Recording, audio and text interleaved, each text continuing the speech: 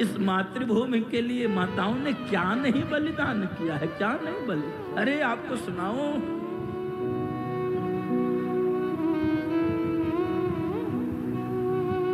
सलमपुर के सरदार थे राव रतन सिंह चूड़ावत। चौहान से शासकों की बेटी से उनका विवाह हुआ था। उनकी बेटी का नाम और सलमपुर के सरदार राव रतन सिंह चूड़ावत की पत्नी का नाम था हाड़ी रानी। आज भी महल है उनका राजस्थान में। 7 दिन विवाह के हुए थे बंधु माताओं, 7 दिन। और राव रतन सिंह चूड़ावत को आदेश हुआ कि आपको मुगलों की सेना से युद्ध लड़ने जाना है। उनका मित्र शार्दुल सिंह आकर ये बताया कि महाराज राज सिंह ने कहा है कि राव रतन सिंह चूड़ावत से कह दो सेना की टुकड़ी लेकर जाएं और जो दिल्ली से सेना राजस्थान की ओर बढ़ रही है बीच में ही उससे युद्ध करें, उसको रोकें। शार्दुल सिंह ने जब बताया तो राव रतन सिंह कांप गए, अपनी रानी की ओर देखने लगे। रानी के हाथ की मेहंदी भी अभी छूटी नहीं थी, पैर के रंग भी अभी छूटे नहीं थे, श्रृंगार भी नहीं उतरे थे। 7 दिन केवल हुए थे विवाह के बंधु माताओं। राव रतन सिंह परेशान हुए। हाड़ी रानी ने वो तेजस्विता दिखलाई। मना मत करना युद्ध के लिए, मेरी माँ ने बताया है ये तो छात्र धर्म है, ये तो सैनिक धर्म है, ये क्षत्रिय धर्म है।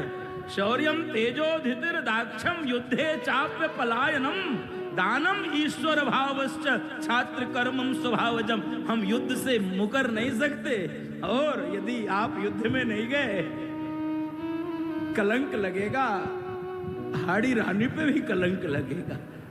और सोचो, इस रानी का त्याग सोचो। 7 दिन की नवविवाहिता हाड़ी रानी आरती उतार कर अपने पति का श्रृंगार करके शुभ कामनाएं देकर युद्ध के मैदान के लिए विदा कर दिया। और इतना ही नहीं किया, इतना ही नहीं किया बंधु माताओं,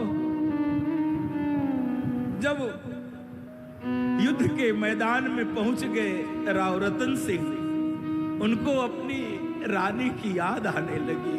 7 दिन पहले विवाह करके लाया था और इतनी याद आने लगी कि एक सैनिक को बुलाए, कहे जाओ मेरी रानी से कोई प्रिय वस्तु निशानी में मांग कर ले आओ, मैं उसको देखकर दिल बहला लूंगा। रानी को बिना देखे मन नहीं मान रहा है। वो सैनिक दूत बनकर पहुंचा है हाड़ी रानी के पास। महारानी की जय हो। कैसे आना हुआ?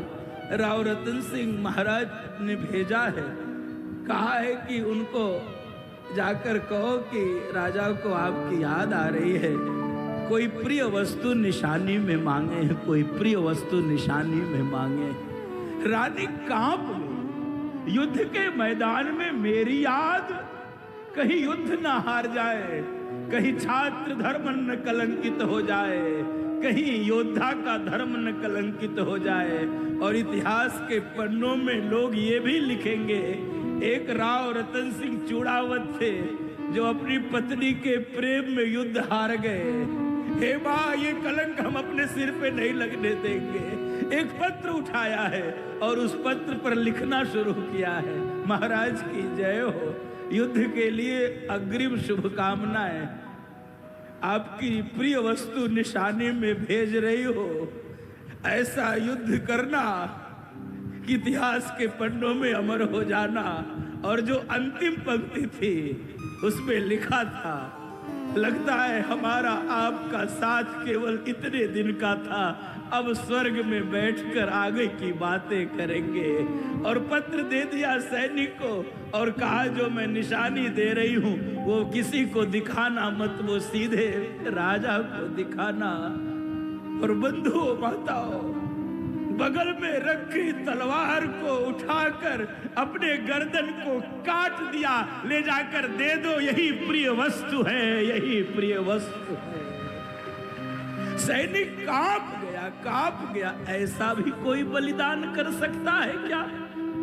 देश के लिए धर्म, हम लोग समझौते करते हैं, हम गद्दारी करते हैं, हम न जाने क्या क्या करते हैं। ये कैसा गौरवशाली इतिहास है हमारे देश का। अपनी इससे बड़ा बलिदान क्या हो सकता है। अपनी गर्दन काट के वो सैनिक ही रोने लगा, अपनी रानी की कटी हुई गर्दन को लेकर गया है। राव रतन सिंह को प्रिय वस्तु भेंट किया है, कपड़ा से ढका था रानी का मुख। पहले पत्र दिया है, राजन ये रानी ने पत्र दिया है और प्रिय वस्तु दिया है। कांप रहा है, राजा ने पत्र पढ़ा है और जब अंत में देखा लिखा है हमारा आपका साथ केवल इतने दिन का था, रो पड़े।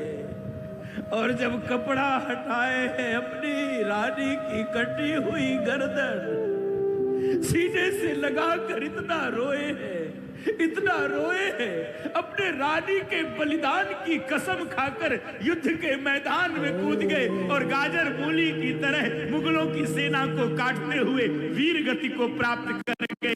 अपना भी बलिदान अमर कर गए, हाड़ी रानी का भी बलिदान अमर कर गए। ये गाल बजाने से ये देश नहीं बचा है। ये देश मनगढ़ंत कहानियों को सुनाने से नहीं बचा है।